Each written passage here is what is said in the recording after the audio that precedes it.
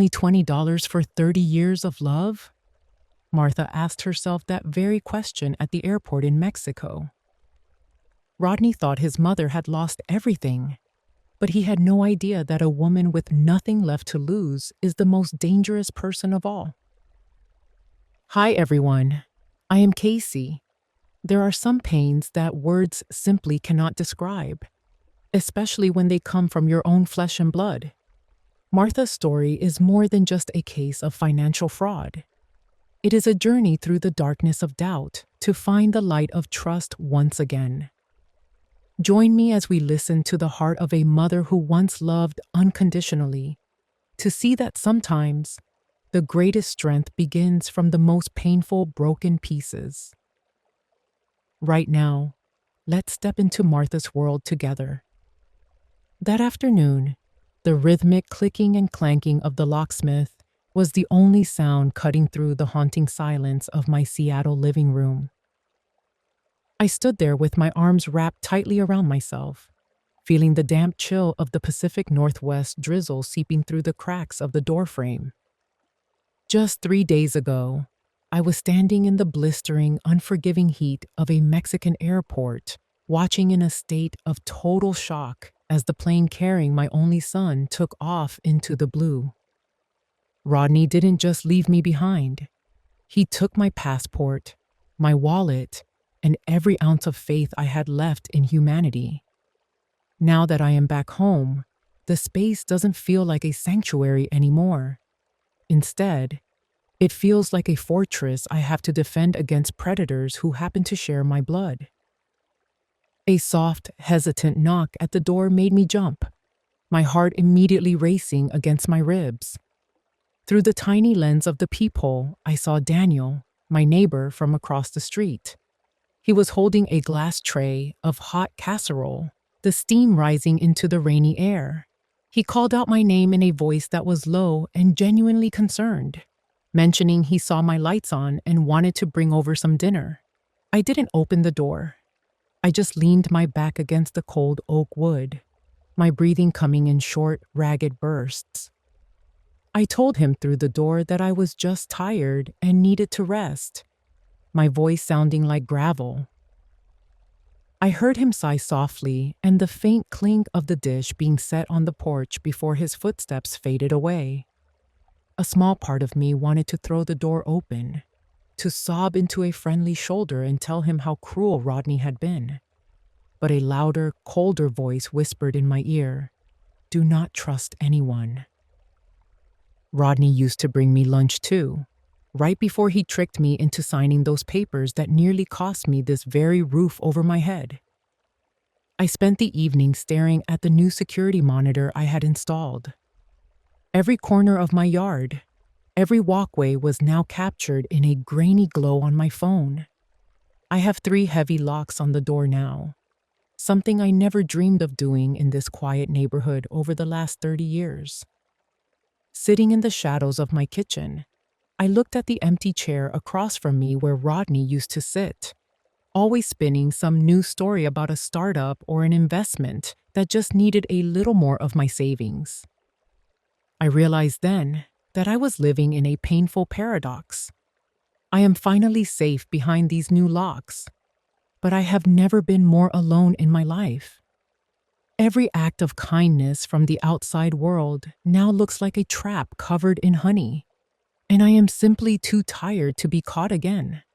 The cold neon glow from my laptop screen spills across my kitchen table, casting long shadows that remind me of a Tuesday afternoon 6 weeks ago. Rodney had come over for lunch, behaving with an attentiveness that felt like a warm blanket. He spoke of our future, of how he wanted to take better care of me as I got older. I had no idea then that behind that mask of a devoted son was a man drowning in $47,000 of credit card debt. I looked down at my hands, bony and lined with the years. These are the hands that built a business from the ground up, that stayed awake through the nights when Rodney was burning with fever, and that never hesitated to pour hundreds of thousands of dollars into his empty startup dreams. For 30 years, I loved him without conditions. Rodney was all I had left after my husband passed away, the living center of my world. It is just some standard medical paperwork, Mom. His voice still echoes in the silence of this room. He scrolled through the screen so fast, pointing at where I should digitally sign what he called a medical directive and a living will. I signed without reading a single word because I trusted my son more than I trusted my own eyes.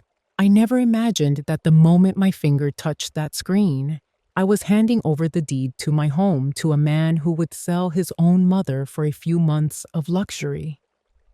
Then, the memory shifts to that sweltering airport in Mexico. The smell of jet fuel and the thick, humid air still make my stomach turn. Rodney handed me a $20 bill and told me to go buy some water while he made a quick business call. When I walked back, the seat was empty. My backpack had been slashed. My passport and my wallet were gone. He had abandoned his mother in a foreign country without a cent to her name. The final text message he sent before blocking my number still burns in my mind. He told me that I had already had everything in life, and now it was his turn to live. That sentence was a knife that cut deeper than any physical wound ever could. He saw my decades of sacrifice as a burden and my home as nothing more than a trophy to be won. Sitting here in the hollow quiet of Seattle, I find myself tightly clutching that single $20 bill, the only thing left in my coat pocket. I do not cry anymore. My tears were all spent under the Mexican sun. A terrifying coldness has taken root in my soul, a frost that numbs the pain. I have made a silent promise to myself and to the memory of my late husband that I will never let trust blind me again. Anyone out there, Daniel, the woman at the market, or any stranger who offers a smile, could just be another Rodney in disguise.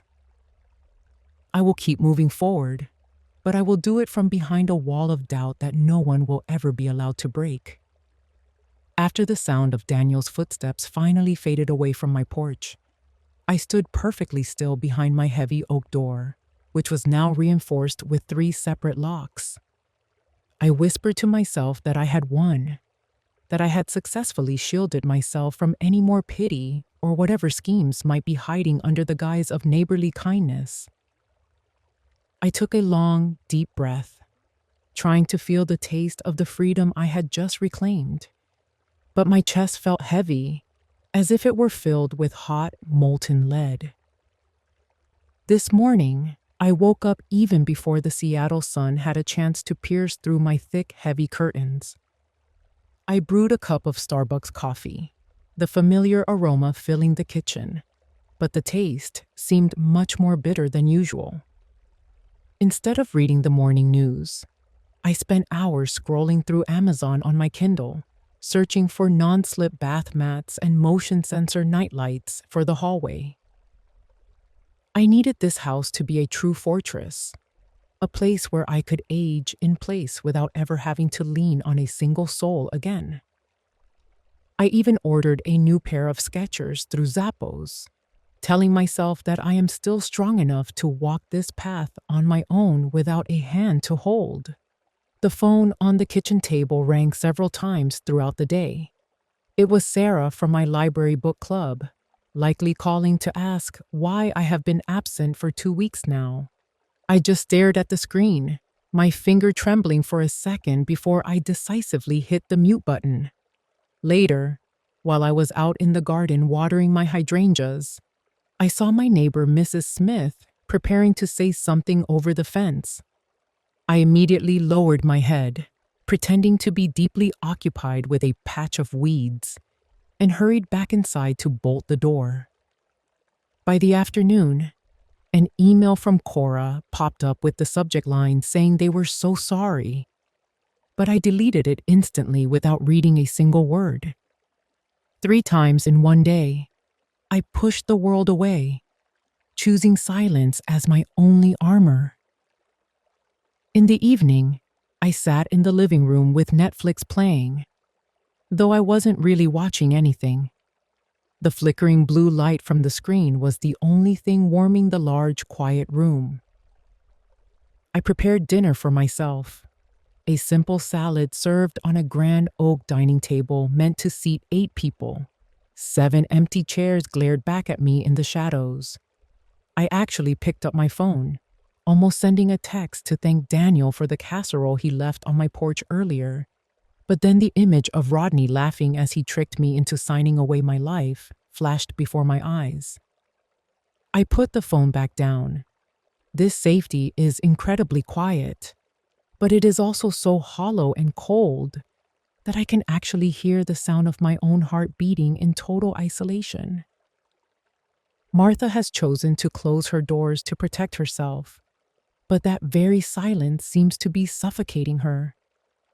Have you ever felt lonely in your own home because of a broken trust? Please share your thoughts with me, Casey, in the comments below. Let's walk through this pain together. My house in the beautiful Queen Anne neighborhood of Seattle remains as silent as a tomb these days. I have grown accustomed to viewing the world through the sterile lens of my security cameras, where every movement on my property is announced by a dry, sharp ping on my phone. Those empty chairs in the living room are still there, standing as constant, painful reminders of family dinners that have vanished forever. I truly believed that I had managed to bolt every door and seal every crack against the outside world. I thought I was safe in my isolation. But I forgot that there are people like Daniel in this world. People who do not use a key to open a door, but instead use a kind of patience that is almost unnerving. On Tuesday morning, the Seattle sky was its usual shade of heavy, damp gray. When I peeked through the curtains, I saw Daniel out there, hunched over as he carefully swept the dead maple leaves from the sidewalk in front of my house. He didn't knock. He didn't call out my name. He just went about the task with a quiet rhythm, as if it were a natural habit. When he finished, he placed a small brown paper bag from the local bakery on my doorstep and walked away without looking back. By noon, curiosity finally got the better of me. I opened the door just wide enough to snatch the bag inside. It contained 2 croissants, still radiating a faint, buttery warmth, accompanied by a small note. It said the bakery had just pulled the first batch from the oven, and he thought I might like them. He wished me a peaceful day. I held that bag, my fingers tracing the grease stains on the paper.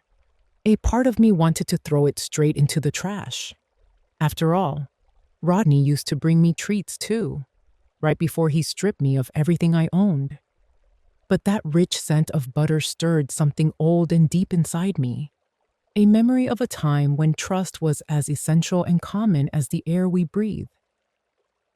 I didn't throw them away, but I couldn't bring myself to eat them either.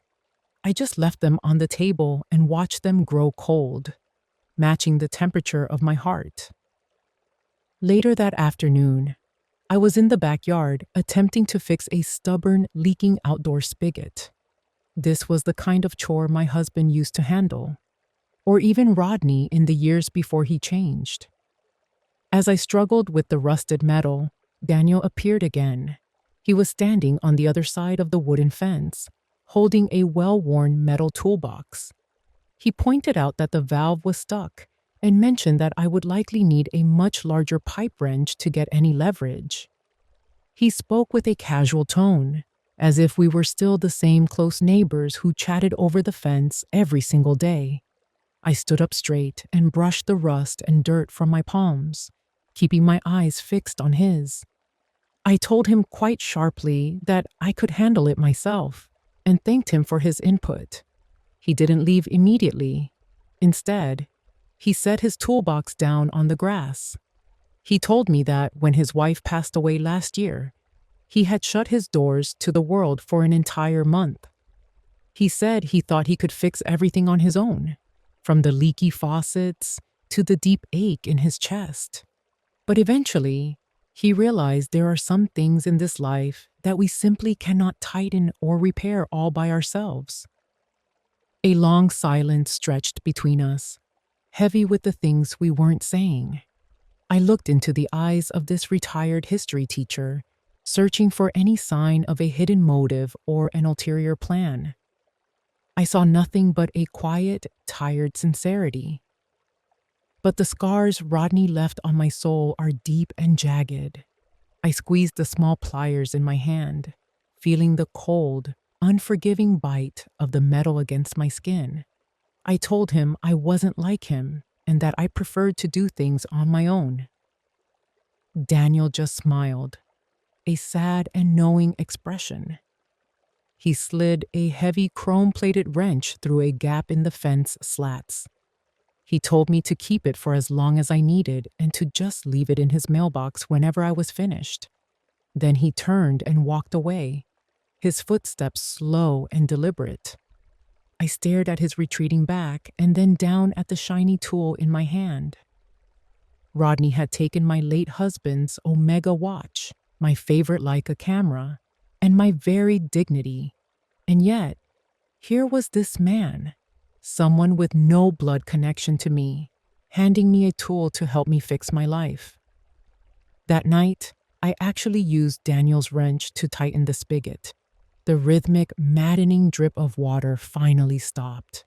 In the profound stillness of the Seattle night, I realized I had started to loosen the tight, defensive grip I held on myself. I am still not ready to throw my doors wide open. I am certainly not ready to trust someone completely again.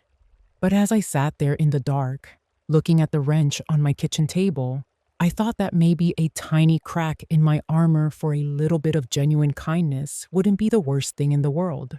I looked at my phone and saw the notifications from social media, where Cora was still posting terrible lies about me, calling me confused and cruel. But that heavy piece of steel on my table seemed to carry more weight than all of those digital lies combined. Daniel didn't want anything from me. He has his own home and his own life. His persistence is like the northwest drizzle, quiet, constant, and eventually, it soaks through everything. For the first time in weeks, I didn't just feel anger. I felt a tiny, fragile thread of hope. And I realized I might not have to stay hidden in this fortress forever. That heavy chrome wrench Daniel gave me sat on my kitchen table for a long time, looking out of place against the floral tablecloth. It was cold and solid, a piece of industrial steel that had no business being in a quiet breakfast nook, yet it felt like the most honest thing in my house. It had helped me stop the leak. But more than that, it felt like it had finally tightened a loose screw deep inside my own soul. For weeks, I had been floating in a sea of shock. But looking at that tool, I felt a spark of the old Martha coming back. I reached into my purse and pulled out the temporary travel document the consulate had given me in Mexico. The red stamps and official lines were a stark reminder of my humiliation, but they were also proof that I still existed in the eyes of the law. I wasn't just a confused old woman left behind in a foreign country. I was a citizen, a homeowner, and a woman who had spent 40 years building a life that my son had no right to steal. I picked up the phone, my palm still smelling faintly of the metallic tang of the rusted spigot, and called the one person I knew would tell me the truth. Margaret Chen wasn't just the sharpest real estate attorney in the Pacific Northwest. She was family in the way only the children of old friends can be. Her father and my late husband had been close for decades, sharing fishing trips and Sunday barbecues long before the world got so complicated. When she answered, her voice was a burst of professional energy that made me sit up a little straighter. She sounded genuinely relieved to hear I was back from Mexico. But I could hear the hesitation when I told her things weren't right with my house. We set a meeting for that afternoon at her office downtown. I went upstairs and bypassed my comfortable Skechers, reaching instead for a pair of black leather heels I hadn't worn since my retirement party. I put on a crisp navy blazer and looked at myself in the hallway mirror. The woman looking back wasn't the broken mother crying in a Mexican airport terminal. She was a woman who had managed budgets and supervised dozens of employees. She was a woman who was ready to take her life back. Margaret's office was perched on the 22nd floor of a glass tower that seemed to hang right over the gray waters of Elliott Bay.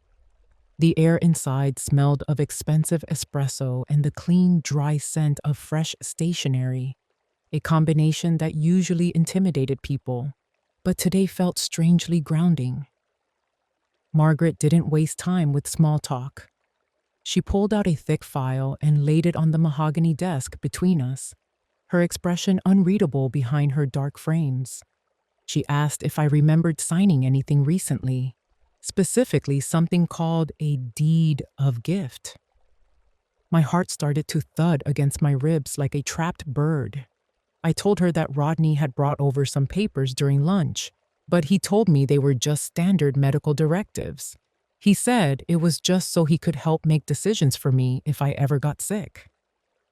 Margaret let out a long, heavy sigh that told me everything I didn't want to know. She turned the laptop screen toward me, showing a digital copy of a document. There was my signature, clear as day, right under a paragraph that effectively handed over every single brick and board of my home to my son, with no strings attached and no way to take it back. The room felt like it was spinning, but I kept my eyes fixed on that digital signature. I remembered that lunch so clearly now. Rodney had been so charming, so attentive, scrolling through the iPad screen so quickly while murmuring about standard language and living wills. I had trusted him because he was my flesh and blood. I had signed my own eviction notice while eating the chicken salad I had made for him. Margaret's voice pulled me back from the edge of the abyss, but the news only got worse. Her investigator had discovered that Rodney was drowning in nearly $50,000 of credit card debt. Even more chilling was the timeline. He had contacted 3 different real estate agents to have the house appraised 6 weeks before we ever stepped foot on that plane to Mexico. That trip wasn't a gift or a celebration of my retirement. It was a planned disposal. I was the baggage he intended to leave behind, so he could return home and sell the memories of my life to pay for his mistakes. A wave of cold nausea washed over me. The betrayal had a shape now. It had a dollar amount and a calendar. I thought about Rodney and his girlfriend, Cora, sitting at my table, laughing and eating the food I provided while they were actively calculating how much they could get for my roof. Every "I love you, Mom" had been a lie designed to keep me compliant. I looked out the window at the container ships moving slowly across the water and realized that the fortress I had built at home was completely backwards. I had been locking out people like Daniel and my neighbors, thinking they were the threat, while the real predator had been living in my heart for 30 years. A massive crack had finally formed in my wall of isolation. But it wasn't letting an enemy in. It was giving me a way to get out. I looked back at Margaret and told her, in a voice that sounded like cold steel, that I wanted to move forward with the lawsuit. It wasn't about the money or even the market value of the house anymore. That house was where I had raised my family, where I had held my husband's hand as he passed, and where every corner held a piece of my history. I couldn't let a lie like that stand as the final chapter of my story. Margaret gave me a small, respectful nod and started outlining the battle plan. We would track down the notary, gather the debt records, and file for elder abuse and fraud. As I walked out of that glass tower and back into the Seattle drizzle, I didn't feel like a victim anymore. I felt like a soldier who had finally found her weapon. I didn't go straight home. I stopped at a small market and picked out a basket of the finest, freshest fruit I could find. I was going to bring it to Daniel. It wasn't just to thank him for a croissant or a wrench. It was to tell him that I was finally ready to have a friend again. The truth had been a bitter pill to swallow, but it had finally set me free from my fear. And now I was going to use that same truth to demand justice. Leaving Margaret Chen's office that afternoon, I didn't feel like the discarded piece of driftwood I had been in Mexico. The numbers regarding Rodney's mounting debts and the evidence of his cold-blooded fraud were like jagged pieces of a grotesque puzzle. But for the first time, I finally had a frame to start putting them back together. I decided to make a stop at Pike Place Market on my way home. The air there was thick with the scent of salt water, fresh flowers, and roasting coffee. I found myself standing in front of a fruit stall, mesmerized by the vibrant colors. I bought a basket of Honeycrisp apples, their skin so bright and red they looked like they were glowing. I felt the weight of the basket in my hand, solid and real. When I got back to my house, I changed into my favorite pair of Skechers and stood on my front porch, looking across the street at Daniel's house. One of my hands gripped the basket tightly, while the other still trembled slightly from the lingering habit of fear. But my will was beginning to find a new, steadier rhythm. When Daniel opened his door, he looked genuinely surprised. But that warm, easy smile of his spread across his face almost instantly. I held out the basket, the words of thanks catching in my throat for a moment before I finally let them out. I told him the apples were for the help with the spigot and for lending me that wrench. He invited me in, but I politely declined, choosing to stay on the threshold. Without even realizing I was doing it, I began to observe his every movement, looking for the telltale signs of a hidden agenda. I purposely mentioned that I had just come from a meeting with my lawyer, and that I might need to start selling off some of the more valuable items in my home to cover the rising legal costs. It was a calculated test, a trap set in the dark. Every time I had mentioned money or assets to Rodney, his eyes would light up with a sharp, hungry greed that he could never quite hide. But Daniel just nodded thoughtfully. He looked at me with those calm, steady eyes and told me that if I needed help moving heavy furniture or creating things up for sale, he was always available and wouldn't take a dime for it.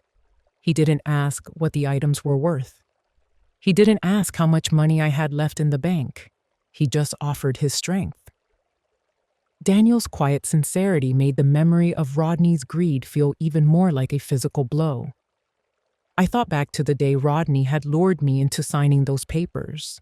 He had prepared such a lovely lunch, whispering sweet things about protecting my future and keeping my assets safe. Everything with Rodney always came back to the same theme. He would tell me that I shouldn't leave my money in the bank where it was doing nothing, and that I should let him handle the heavy lifting. His concern always had a price tag attached, usually in the form of a check or a digital signature. Standing there in front of Daniel, I saw a contrast that broke my heart all over again. One was my own flesh and blood who saw me as an investment to be liquidated, while the other was a complete stranger who saw me as a human being in need of a hand. I started to wonder if genuine kindness really could exist without a hidden reason tucked away in the shadows. The days that followed were a blur of calculated, busy energy. In the quiet hours of the morning, I worked with Margaret over email, meticulously listing every single family heirloom that had gone missing.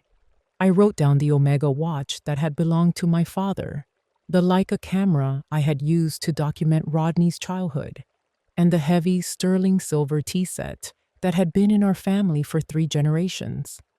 I started gathering my bank statements and spent hours online trying to track down any information on a notary named Frank Morrison. I recorded every lead and every detail in a small leather notebook, moving with the same precision I had used when I ran my own business years ago. Every piece of information I uncovered felt like a new brick being laid in the wall of a legal fortress I was building to protect my rights. I could feel myself slowly reclaiming the steering wheel of my own life, the very thing Rodney had tried so hard to tear away from me at that airport in Mexico. In the afternoons, I would see Daniel out in his garden, and I found myself conducting a series of unconscious psychological tests. I started asking him for small, unnecessary favors. I asked him if he could take a look at my old oven that had been acting up, and later, I asked if he could help me carry several heavy boxes of old books up to the dusty attic. I wanted to see if the mask would slip.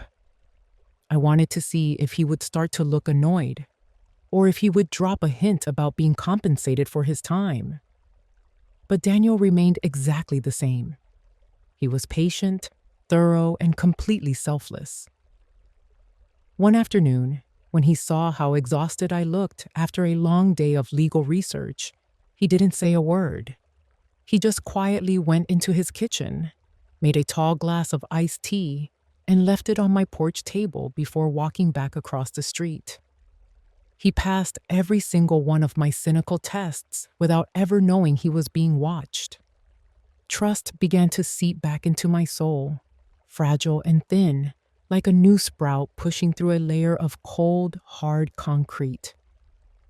Late this afternoon, for the first time in what felt like a lifetime, I actually invited Daniel to sit with me on the wooden bench in my backyard. I brewed a pot of orange cinnamon tea, the spicy, comforting aroma drifting through the crisp Seattle air. I didn't talk about Rodney. I wasn't ready to let that darkness into this peaceful space yet. Instead, I told him about the rose bushes. I told him how my husband had planted them 20 years ago, and how we used to spend our summer evenings right here, watching the sunset. It was the first time I had shared a piece of my heart, a memory I usually kept locked tight behind my 3 deadbolts. Daniel just listened. He didn't interrupt with his own stories or try to offer unsolicited advice. He just sat there, enjoying the tea and the quiet. The silence between us didn't feel heavy or dangerous anymore. It felt calm and full of understanding. I realized then that regardless of how the lawsuit turned out, I had already won the most important battle of all. I had won the war against my own suffocating doubt. As Daniel walked back to his house in the fading light of the street lamps, I stood on my porch and watched him go. I went back inside and looked at the thick stack of legal documents spread across my table. Rodney might have managed to steal my house on a piece of paper through lies and manipulation, but he was never going to be able to steal my ability to love or my capacity to trust. I finally allowed myself to feel a flicker of real hope. It was a hope that not everyone in this world looks at me as a walking bank account or a burden to be managed. I turned the locks on my door, but this time, the sound didn't make me feel like a prisoner. I felt like I was being protected while I waited for a new beginning, a beginning where the truth would finally come out into the light of day. The late afternoon in Seattle was settling in, and a subtle chill began to weave its way through the red maple trees in my backyard. The orange cinnamon tea on the table had grown cool, but the warmth from Daniel's presence still lingered in the air between us. I looked down at my hands, noticing how the lines of time seemed deeper under the pale, fading light of the sunset. For weeks, I had practiced the art of silence. I had learned to doubt every smile and look for a hidden hook in every kindness. But today, watching Daniel's calm and steady demeanor, I felt a strange, sudden surge of strength urging me to speak. I did not want to just exist inside this fortress anymore. I wanted to be able to breathe again. "Daniel," I started, my voice sounding as thin as the morning mist. "You should know that I did not come back from that trip early because I was homesick." Daniel paused, with his hand still on his teacup. He did not stare or press me for more. He just gave a small, encouraging nod that felt like a safety net. And then, everything just poured out of me like a dam finally giving way under the pressure. I told him about the $20 at the airport in Mexico and that hollow, sickening feeling in my gut when I saw my son's empty seat. I told him about the contract, the one Rodney had disguised as a medical directive just to steal the very roof over my head. Every word felt like a sharp edge cutting into an old wound, but strangely, the more I spoke, the lighter I began to feel. I thought I was just a stupid old woman, Daniel. I gave him everything I had, only to be thrown away like trash, I said, my voice thick with the tears I had been fighting to hold back for so long. They finally spilled over, hot and honest. Daniel set his cup down and gently pushed a clean handkerchief toward me. Martha, loving your child is never a stupid thing, he said quietly. It is the most beautiful instinct a mother can have. Rodney chose to betray that love, and that is his failure, not yours. You loved with everything you had, and that proves you have a great heart, not a weak mind. His words were like cool water being poured over a soul that had been burning with shame and humiliation. He was not offering me pity.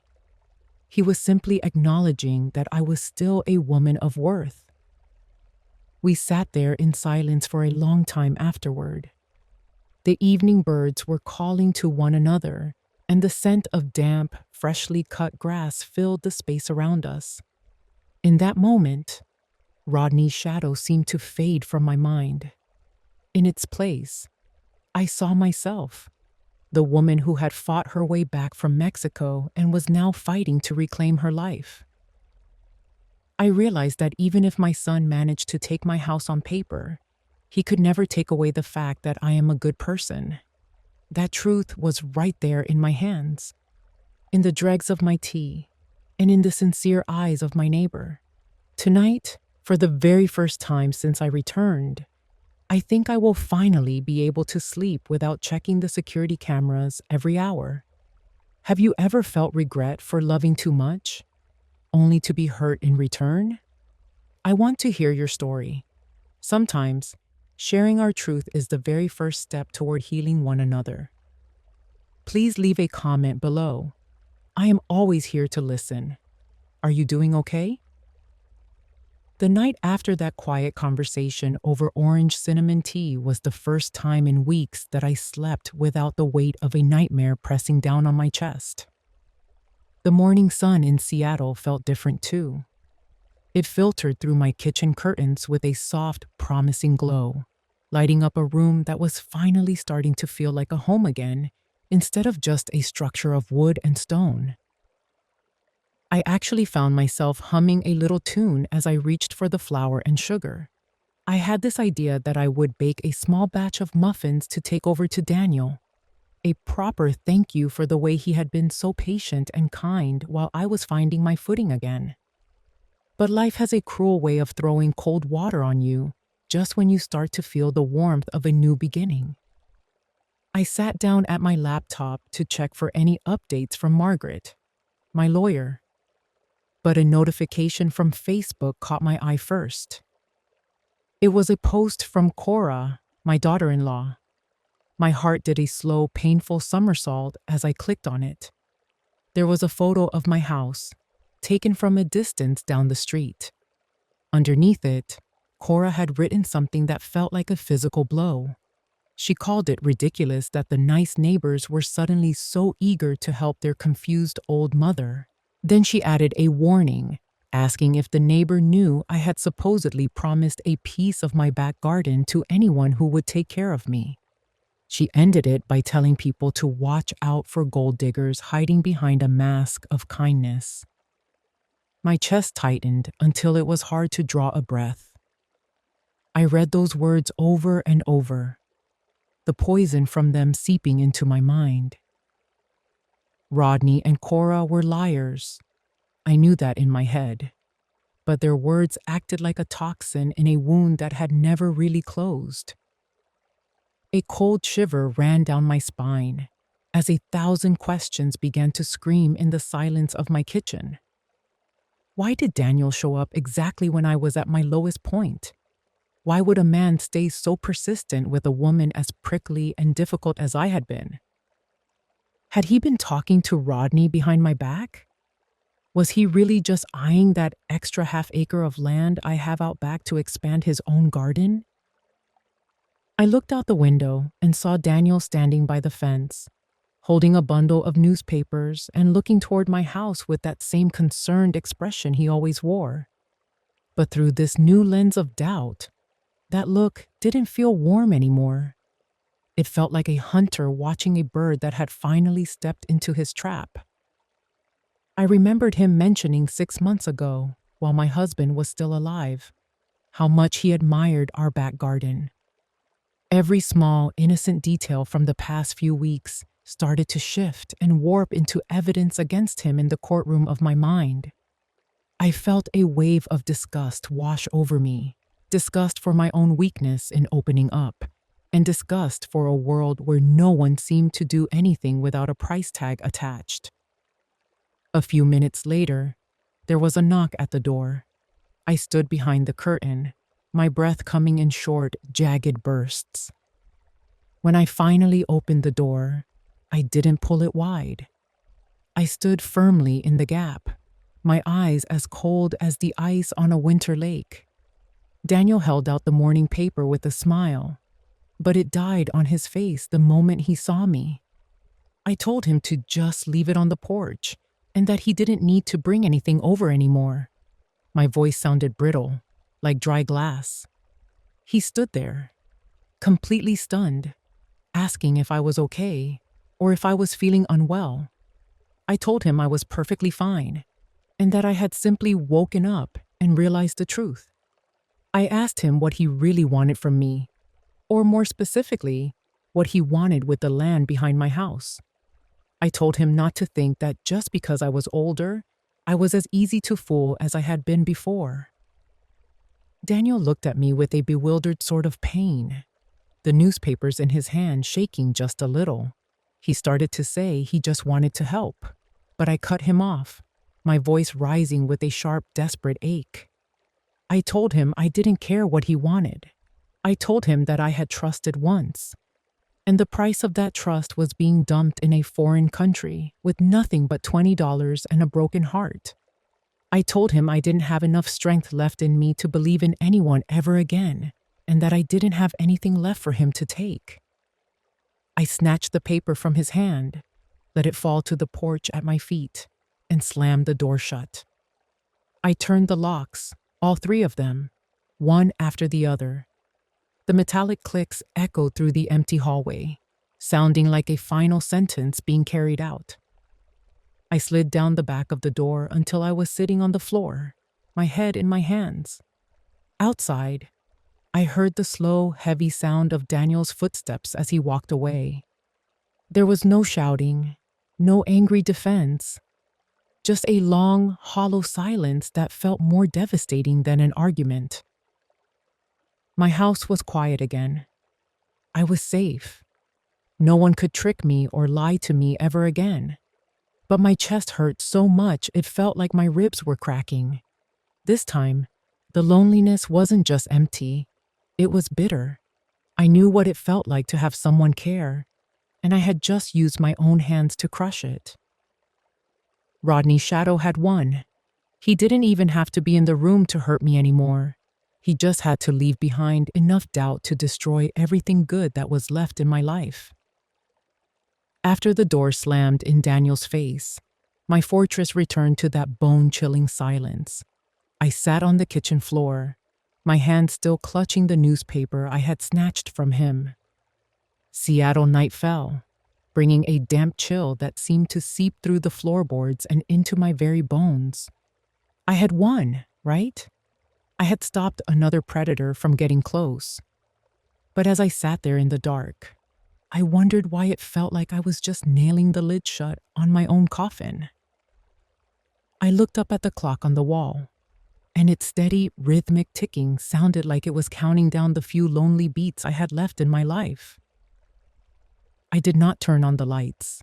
Pale moonlight filtered through the window, casting long, skeletal shadows on the living room wall where our family photos used to hang before Rodney stole the frames to sell for quick cash.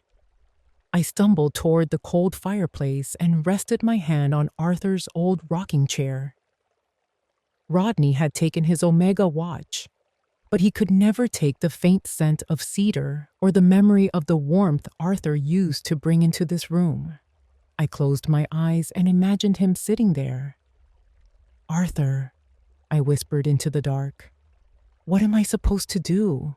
This world is so terrifying.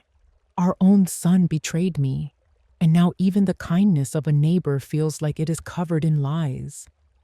I looked into the empty space, chorus post still dancing in my head like a taunt. Rodney's betrayal was like a virus. It had not just taken my home. It was eating away at my ability to see goodness in anyone. Memories flooded back to 2008, when we lost almost all our savings during the financial crash.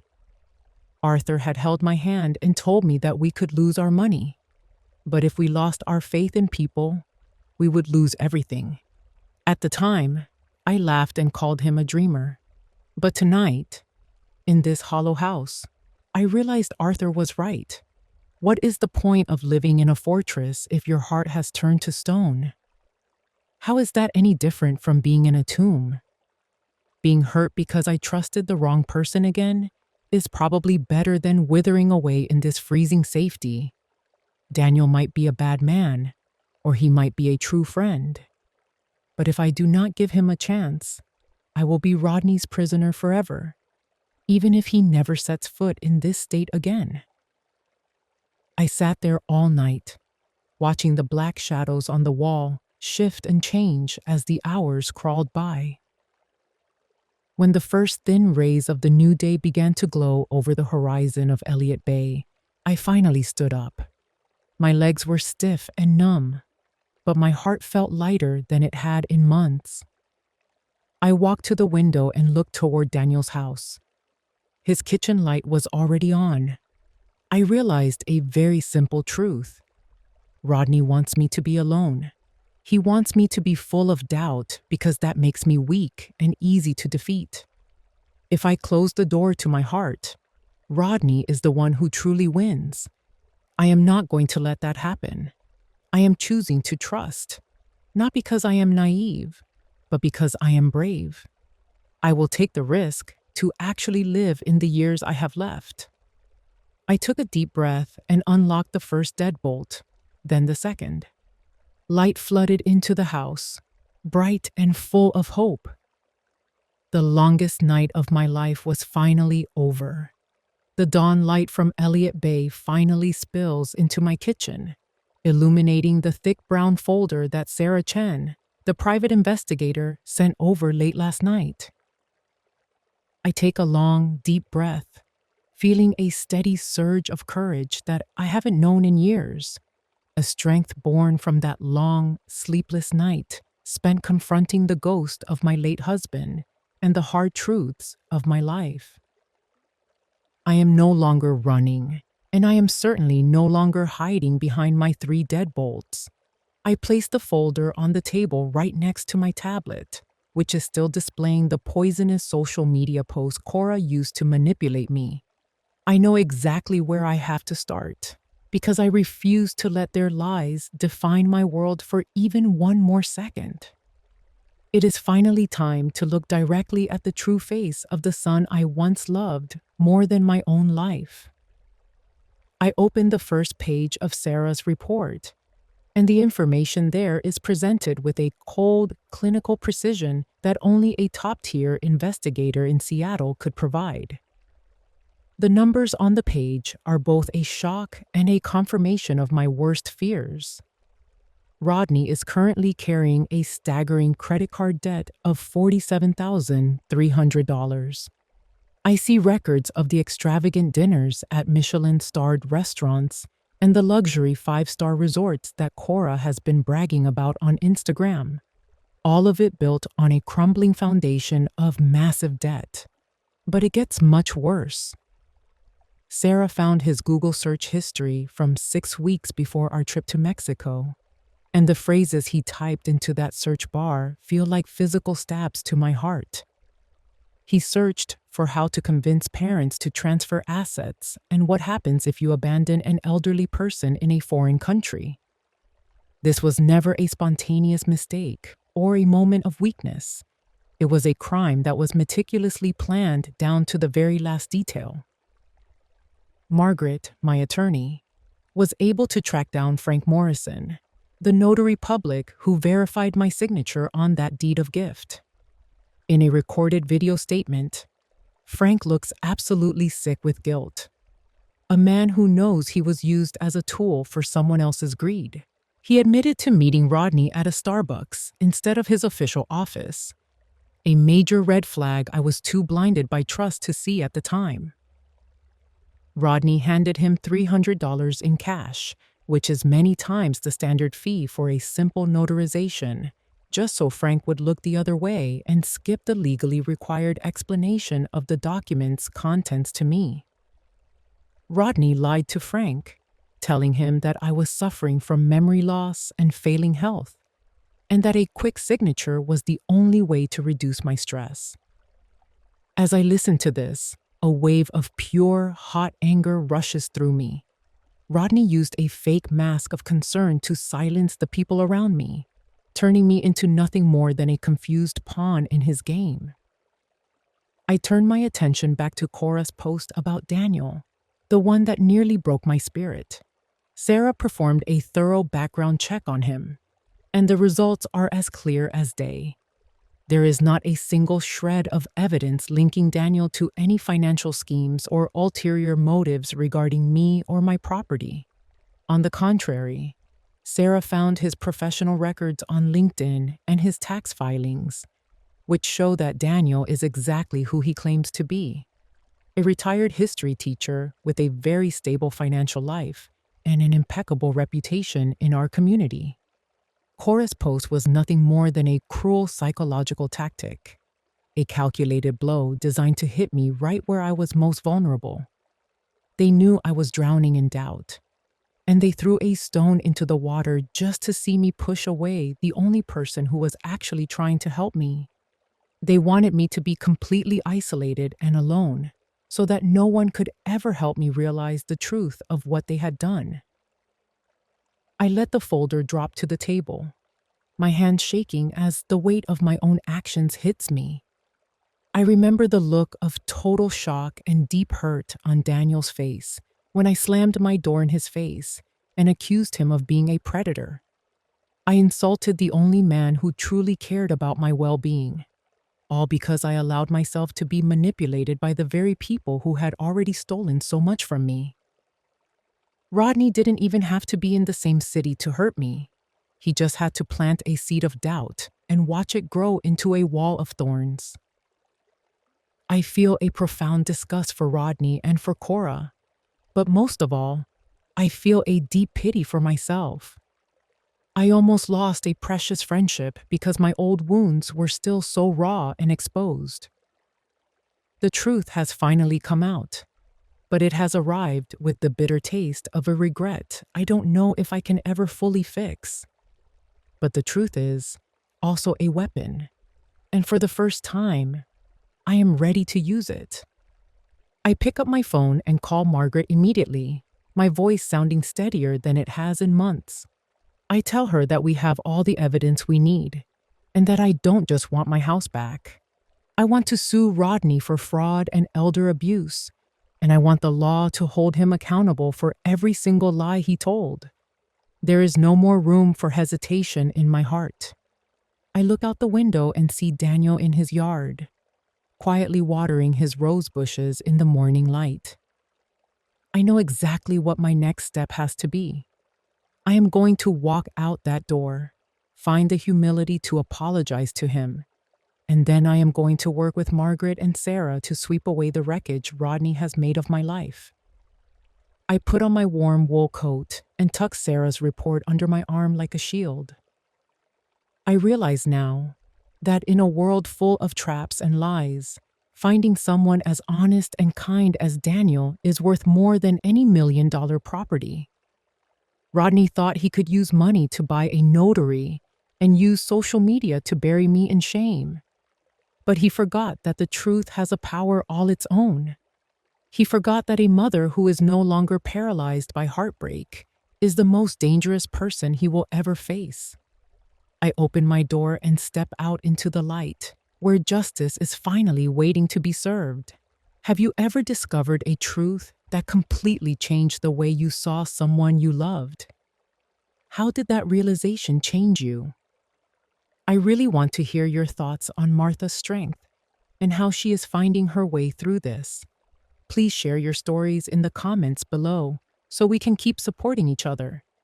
Are you holding up okay? After I hung up the phone with Margaret, I stood perfectly still for a long while, just staring at the thick stack of folders Sarah Chen had put together for me. Every single detail in those reports was clear as a mountain stream, exposing the cold mechanics of my son's betrayal. But my chest still felt like it was being crushed by a heavy stone labeled regret. I looked out my kitchen window at the weathered wooden fence that separates my yard from Daniel's. That fence was supposed to be a simple boundary between two neighbors, but yesterday morning I had intentionally turned it into a cold, jagged wall of steel. I had pushed away the only truly good person I had left in my life simply because I was too terrified of the shadow Rodney had cast over my heart. But now that the truth has finally pulled the blindfold from my eyes, I know I cannot hide inside this fortress for even one more minute.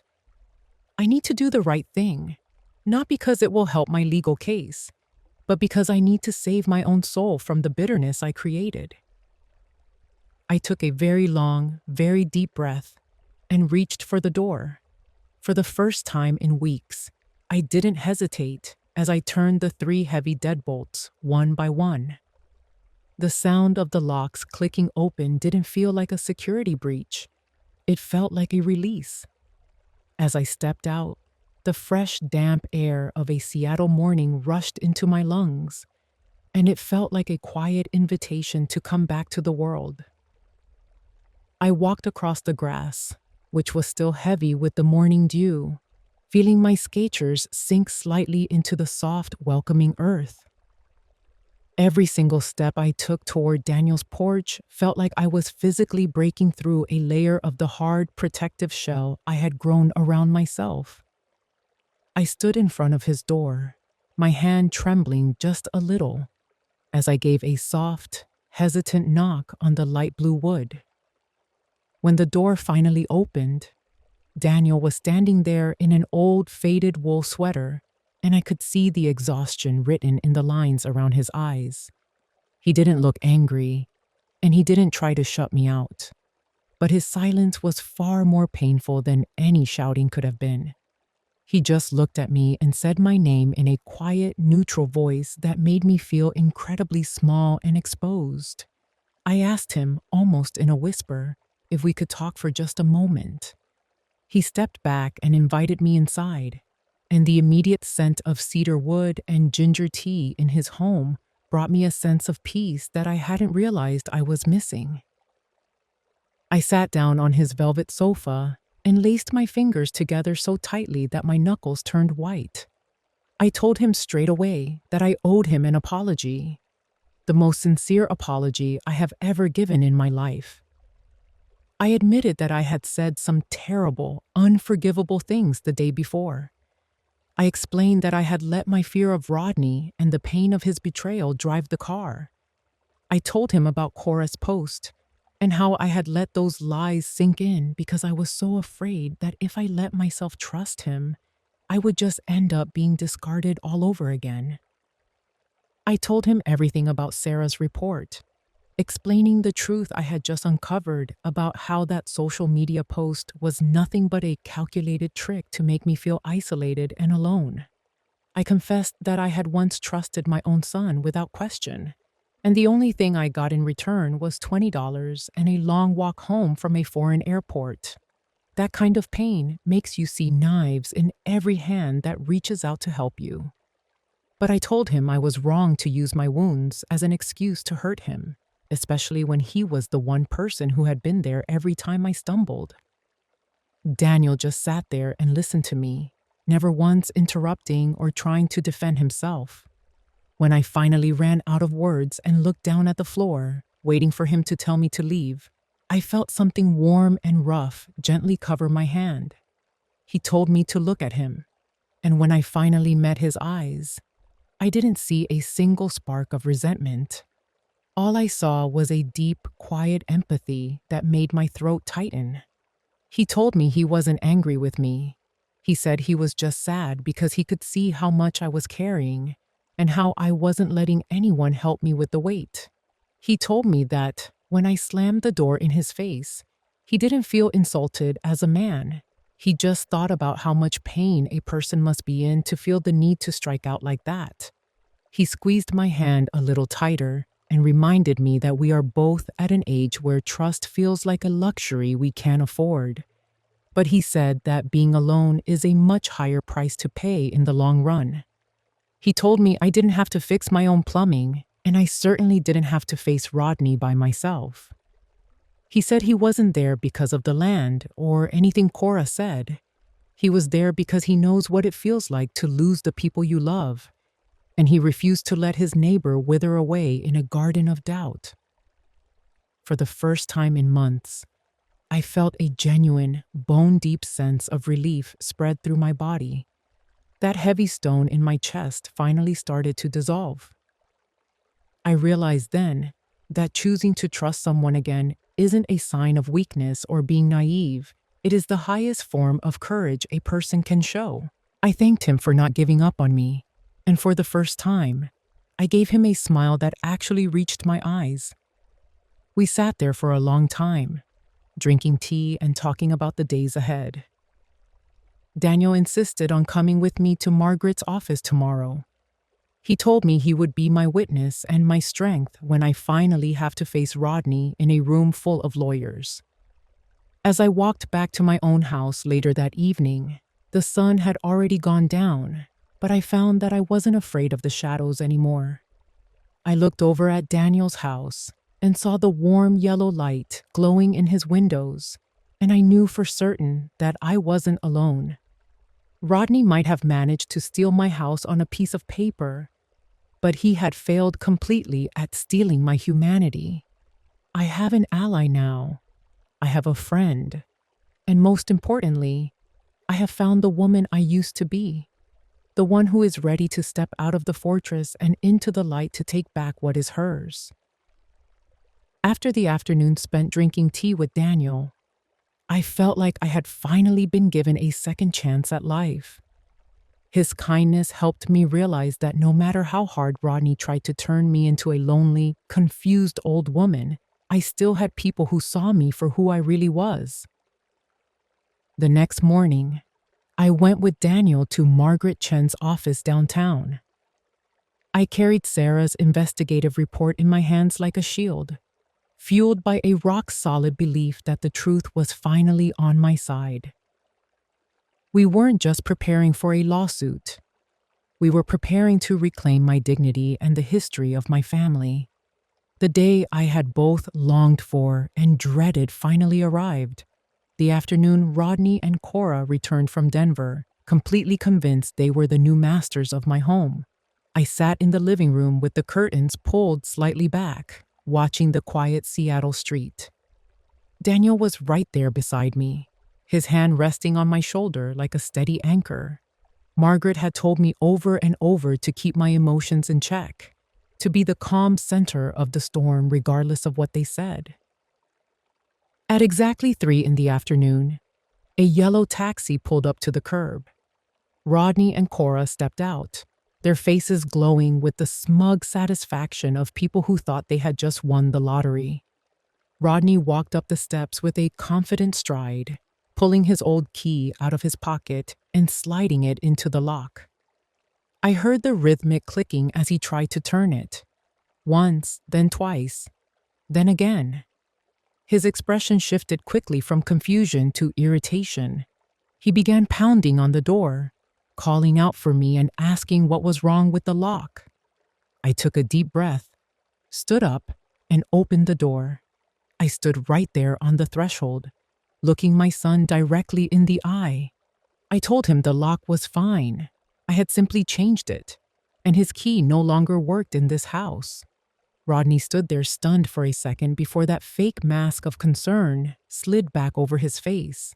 He claimed they had been searching for me all over Mexico and thanked God that I was safe. Cora stood behind him, her eyes darting around the porch, trying to tell me that I was scaring them and that I should go inside so they could take care of me. She even tried to suggest that I didn't look well or that I was confused again, using that condescending tone that used to make me doubt my own mind. I just gave her a cold, thin smile. I told them both that I was perfectly clear-headed, enough to know about Rodney's $47,000 of debt and the fraudulent deed they tricked me into signing. I mentioned the social media post about Daniel too, and I watched the color drain from her face. Rodney's face went pale, and the mask of the devoted son finally shattered. He stopped pretending and started shouting, calling me crazy, and insisting that I had gifted them the house. He even threatened that his lawyer would sue me for illegally occupying their property. The weeks that followed were a grueling blur of tension at the King County Courthouse. Rodney's legal team tried every dirty tactic they could find to tear me down and make me look unstable. They even requested a full psychological evaluation, arguing that my age and supposed cognitive decline meant I was just suffering from seller's remorse after giving the house away. Standing there in front of the judge, I could feel my heart racing, but every time I looked at Daniel and Margaret sitting in the gallery, I knew I wasn't fighting this alone. We finally played our winning card. Frank Morrison, the notary public. When he admitted under oath that he had taken $300 in cash from Rodney to sign those papers at a Starbucks without ever explaining them to me, the air in the courtroom seemed to freeze solid. The fraud was laid bare for everyone to see under the harsh light of the law.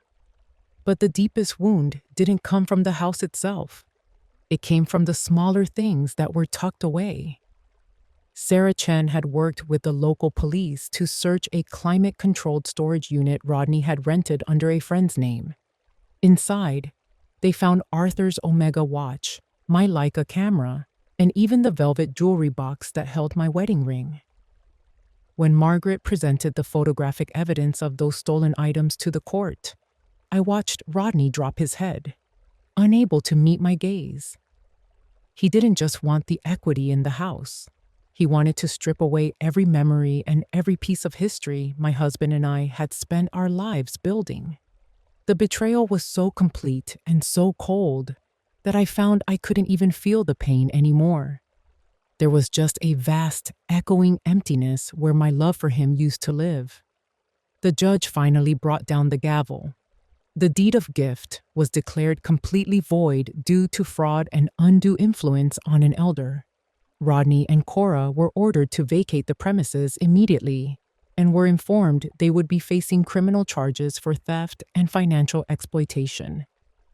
As I walked out of that courtroom into the Seattle rain, I saw Rodney trying to move toward me, probably to beg for one last chance or to spin one last lie. But I just kept my eyes forward. I told him to stay away.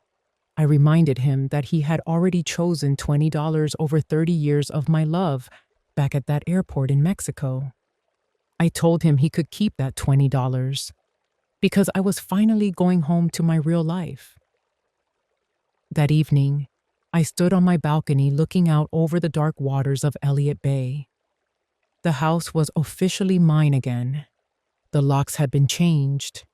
The security was in place, and Rodney was finally gone from my daily life. But when Daniel brought over a plate of fresh muffins to celebrate the victory, I found myself leaning my head against his shoulder and just crying. I told him I felt hollow inside. Winning this case meant I had officially lost my only son, and that wasn't a game I ever wanted to play, let alone win. It was just a painful act of survival. But Daniel took my hand and told me that I hadn't lost a son. I had simply found myself again. I looked at the rose bushes glowing under the backyard lights and realized that the dark chapter of my past was finally closed. I had freed myself from the shadows, and from now on, I was going to live for me. 6 months after that final day in the courtroom, the garden behind my Seattle home is alive with the soft, fragrant bloom of David Austin roses. I no longer spend my mornings standing behind the curtains, obsessively checking the security feeds for threats. Instead, I find myself sitting at my heavy oak table, sharing a slice of warm, homemade apple pie with Daniel while the low, familiar hum of NPR plays in the background. This house is still mine, but it has finally stopped being a lonely fortress. Rodney has been sentenced for what he did, and while there is still a small, quiet ache in my heart where a mother's love used to be, I have made the conscious choice not to let that pain define the rest of my life. I have realized that family is not always a matter of blood. It is made of the people who choose to stay by your side when you have absolutely nothing left to give. I am truly living again, savoring every single breath of this newfound freedom. Telling these final words of Martha's story brings me a strange and wonderful sense of relief. This journey was never just about a woman winning back a piece of property. It was about a woman reclaiming her dignity and her fundamental belief in the goodness of others. We learn from Martha that being deeply hurt does not mean you have to bolt the doors to your heart forever. Sometimes, letting go of a toxic relationship, even when it is your own flesh and blood, is the only way to truly save yourself. Martha was brave enough to choose trust one more time, and that courage gave her a true friend for the years to come. You do not deserve to be abandoned, and you have every right to be happy on your own terms. Do not waste your life waiting for kindness from people who have already chosen to hurt you. Step out into the light, open your heart to those who actually deserve it, and you will see that the world is still full of sunshine. How do you feel about Martha's journey? Is there a specific lesson or a message that you are taking away for yourself after hearing her story? I would love to hear your thoughts in the comments below. Casey is always here to listen and talk with you. I look forward to seeing you all in our next story.